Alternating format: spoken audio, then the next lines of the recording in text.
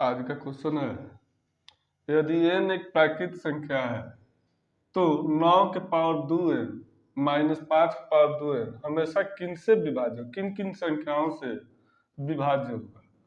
तो सबसे पहले आपको n कह रहा है कि प्राकृत संख्या है, यह लाइन पर ध्यान देंगे क्वेश्चन में कि n जो है यह एक प्राकृत संख्या है। तो n प्राकृत संख्या 1 से शुरू होती है, तो हम सबसे पहले n बराबर 1 मान लेंगे, n बराबर 1 मान लेंगे।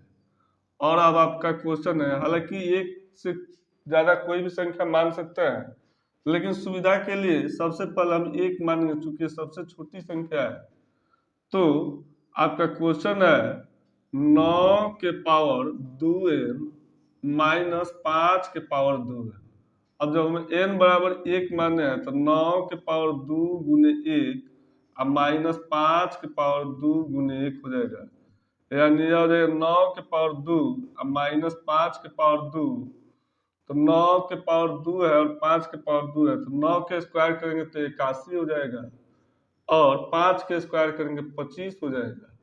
अब 81 में से जब हम 25 सॉरी यहाँ 5 के पावर नहीं है, यहाँ पर 4 के स्क्वायर है, यहाँ पर क्वेश्चन लिखने में मिस्टेक हो गया है, 4 के स्क्वायर है। तो यह हो जाएगा 5 पर चूंकि बन नहीं सकता है, 81 में से 16 जाएगा तो आपको हो जाएगा 65 और 65 यहाँ पर आ गया आंसर। तो आंसर ये 65 नहीं होगा।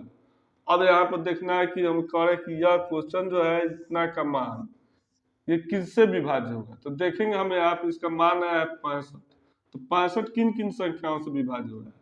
तो 65 जो होगा आपको 5 से और 13 से विभाज्य होगा, 5 गुने 13।